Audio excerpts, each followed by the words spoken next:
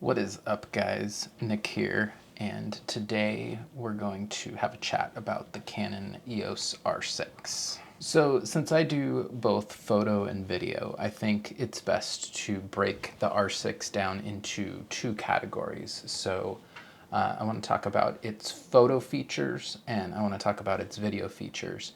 And then the biggest thing that I think would be something that someone would want to consider when deciding if they want to go with the EOS R6 or the Canon system in general is the lens selection and the lens situation. So first, let's talk about the photo capabilities of the R6. So I primarily bought the R6 as a photo camera. And the reason for that is because I was shooting Sony for a long time and I was never quite happy with the colors I would get from the Sony system. And I decided that I wanted to try Canon. So I did what I think everybody should do. I went out on the internet and I got some raw files from the R6 and I started playing around with them. A lot of people say that they have issues editing the raw files from the R6, but I didn't have any issues with them. I liked the way they looked. So I went ahead and bought the R6 as my photo camera. And the reason for that is also because it's 20 megapixels, which a lot of people see as a downside, but with the volume of photos that I shoot for my photo work, it's not really good to have larger files. So I was primarily shooting with the A7 III, which had 24 megapixel files, and the R6 having 20 was kind of something I was looking for. So I started shooting with the R6 and I bought this lens with it, which is the just cheap $200 RF 50 millimeter 1.8, which is fantastic.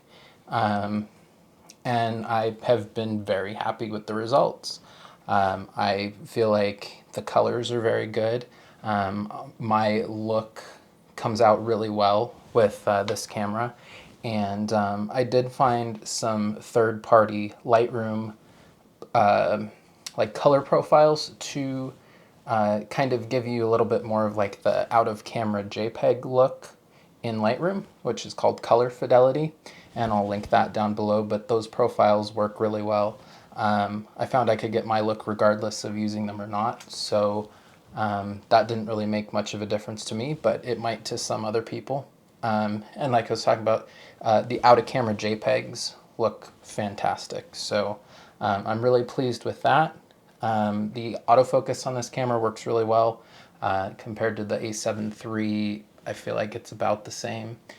This one technically is supposed to have better autofocus, but I don't know if it really does. Now, as far as shooting photos with this camera, the only major issues I ran into was that even with the fastest possible UHS-2 SD card, if you are writing RAWs and JPEGs to one card, it has about 100 photo buffer, which it's pretty easy because you can shoot so fast with this camera to run it over. And if you run over that buffer, it can take a while to write all those files. So sometimes in the middle of shooting, you will have a time where you can't review photos because it's still writing to the card. You'll have to wait like 30 seconds for it to finish, which can be distracting in the middle of a shoot if you want to show somebody an image and keep shooting.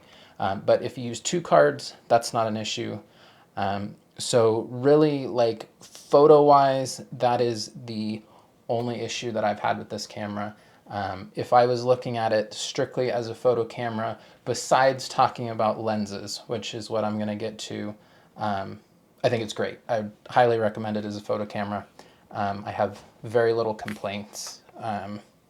Also, another thing too is ergonomics-wise, this camera fits me really well. People with smaller hands might have an issue, but everything's like really in a good spot for me. I like the controls. Couldn't be happier with it in that respect. So let's talk about video features with this camera. So I feel like this camera has a lot of video features and it does a lot of really great things, but there are some things about it that make me not want to use it as a video camera. And you can take this from somebody who has a Sony A7iv, so that's my primary video camera. I kind of wanted this to be my backup video camera, which it is.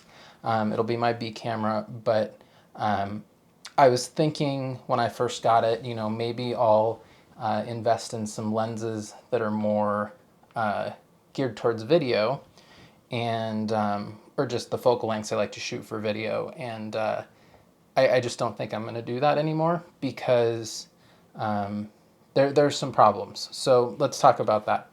And I feel like the problem with a lot of reviews for this camera is everybody's like, oh, it's great.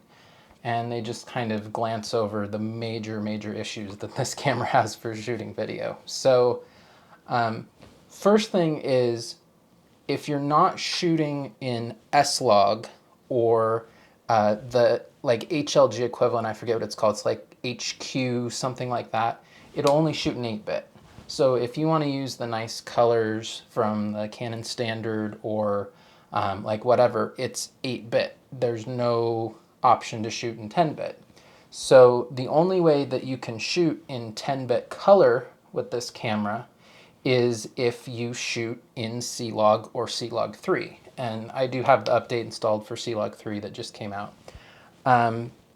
So the problem with that is that C-Log 3 on this camera is very touchy, and the minimum ISO is 800. So if you don't really overexpose, like 2 stops over, you will have a massive amount of noise, and even at 800 base ISO. So I'll try to show some clips where I was kind of doing some run and gun work, and the other issue kind of leads into that. If you're doing run and gun shooting with this camera, you're gonna find out that it does not have any ability to shoot in aperture priority in video or shutter priority in video. So the only options that you have when you're shooting video with this camera is either full manual mode with auto ISO or full auto mode. So, and you do have in the full auto mode and in the auto mode for ISO and manual, you do have exposure compensation. So if you're doing any type of vlogging or any type of, you know, like run and gun shooting, like you can let the camera take care of itself to a point, but not like on the Sony cameras where you have full auto aperture priority, which is what I usually shoot run and gun vlog type stuff in. You just don't have that. They just took that out of this camera, which is kind of frustrating because I feel like that's just a software limitation that was put into this camera for really no reason. And kind of the same with the 10-bit video too. I mean, there's no reason why your standard color profiles couldn't be in 10-bit. They just removed it from this camera. So I hesitate to pick up this camera and shoot because I don't always want to shoot in C-Log or C-Log 3. Sometimes I just want to do run and gun shooting, and if I want to do run and gun shooting, I probably want to shoot in a standard color profile, and if I shoot in a standard color profile, then it's only 8-bit, so it just doesn't lead to ever wanting to take this camera out as opposed to the A7iv for video, which I originally thought I might do because there are times when you want to be a hybrid shooter and you don't want to take 2 cameras, but I would much rather shoot on the A7iv than this camera for those reasons, because sometimes you just don't want to deal with it. You don't want to, you know, set your exposure, you don't want to set all of these things, worry about it. You just want to go out and shoot something. And I know a lot of people shoot like that. You know, maybe that's not the professional way to shoot. And I know a lot of people say, you know, like, oh, you know, like if you're a professional, you'll shoot in manual mode. Well, I mean, come on, there's people doing vlogs, there's people doing documentary work. Like sometimes you can't always set up the camera. So I feel like that's an issue with this camera. So the last thing I want to talk about with this camera is the lens situation, and that's not specific to the R6, it's specific to just the RF mount in general. So as I mentioned, the lens that I bought when I got this camera was this cheap 50mm 1.8. And this is a fantastic lens for photos. And the issue with it for video is it's loud. So if you are recording with a shotgun mic on top of the camera and you're trying to film something up close, I'll show a clip of it, but it's loud.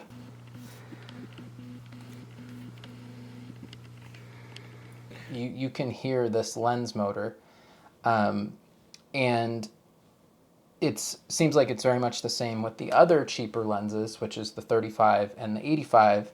And the problem with the cheaper 35 and 85 is they focus slow, so because they're macro. So the 35 and 85 aren't necessarily the greatest video lenses. I mean, you can use them, but you know, like not necessarily as good as some of the third-party lenses you can get on the Sony system for a lot cheaper. So then that lends me into, how do I get the lenses I want for this camera? So I wanted a 35 millimeter and I wanted an 85 millimeter, and I looked at the prices of the 35, which I don't even think there's a 35 right now. So you have to go either the cheap one or you have to use the adapter, the EF to RF adapter, and go that route. And then for 85, you can spend like $2,000, or not $2,000, $3,000, and get the RF 85 1.2, which is just too much money. Like nobody can afford that. So you either get the cheap one that has issues like really slow autofocus, or you spend a ton of money, or you use the adapter. And a lot of my issues with this system stem from using the adapter and using the adapter with third-party lenses. So as somebody coming from Sony primarily, third-party lenses on Sony are just something you do. They're cheap, they work great, they have no autofocus issues for the most part, like no problem. But when you go with third-party lenses on the RF mount with the adapter, you start to run into some problems. So for example, let me show you my current two lenses that I'm using right now. So this is the Tamron 35 1.4 for the EF mount. And this is one of the sharpest 35 millimeter lenses you can get. Like, this is a great lens, but when I bought it, it would always error out the camera. And I found out that there was a firmware update that required a dock to update. So I had to buy the dock for this lens and update the firmware so I could use it with the RF adapter. And still, after the firmware update, probably once every 20 minutes or so while using it, this lens will error out the camera. You have to shut the camera off, disconnect the lens, put the lens back on, and then it's fine. But if you're in the middle of shooting, that can be kind of annoying. Otherwise, the autofocus on this lens works really good, but it's extremely loud. So you can hear the autofocus motor on this when you're recording video, no matter what you're doing. Like even right here, like with the microphone, if I was recording with this lens, you would hear it pulsing in and out. Like it's that loud.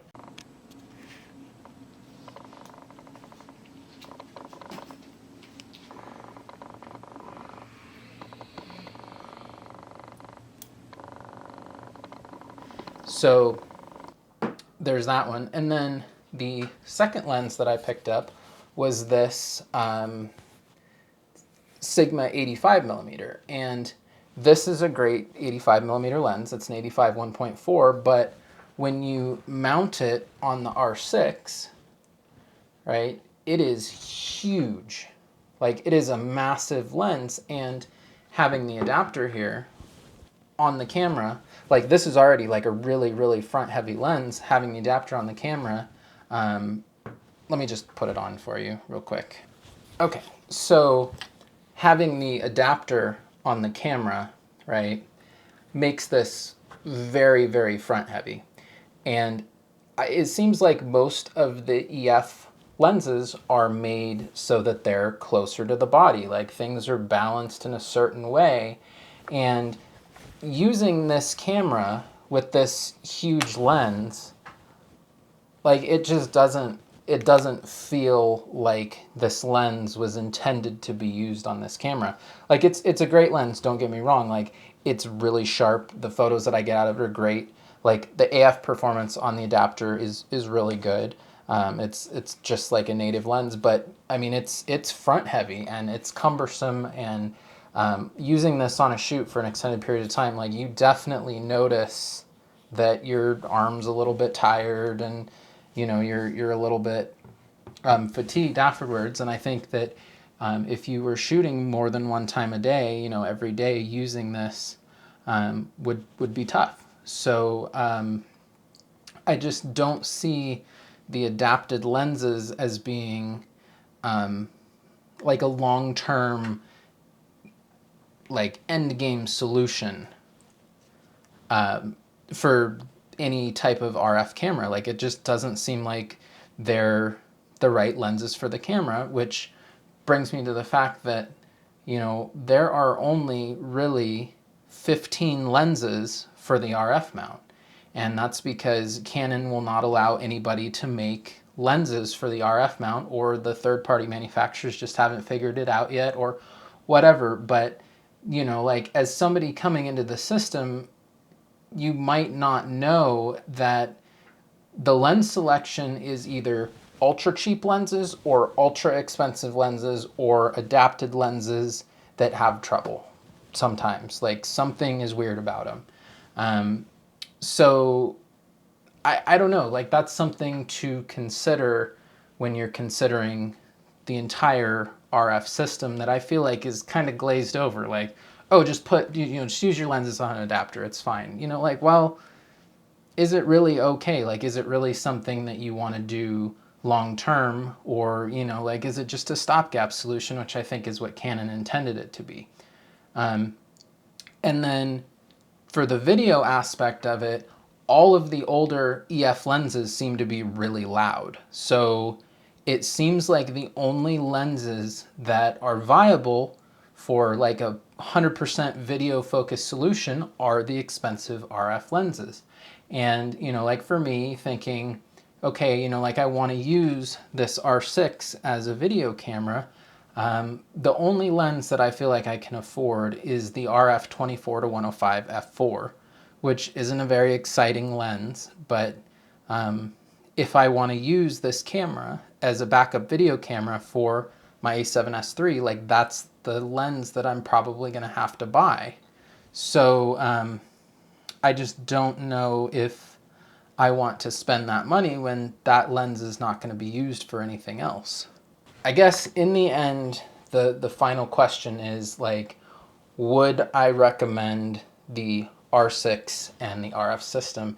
And it's a tough one for me, and I'm kind of leaning to the answer being not at this time, because while the R6 is a great camera, the lens issues for the entire RF mount just don't add up to the fact that, you know, like you can get a Sony now A7 IV, and there are hundreds of lenses available, you know, like ones from third parties. I mean, that mount is fully mature, so you have so many options for lenses when it comes to that system, whereas just going to the RF mount, you feel like you are completely stuck with your lens selection. So I mean, I'm personally going to keep the camera and I'm going to shoot my photos with it because, like I said in the beginning, like I love the way that it renders photos.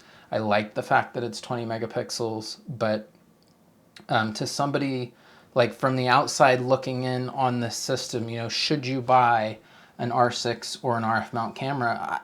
I'm gonna probably say no.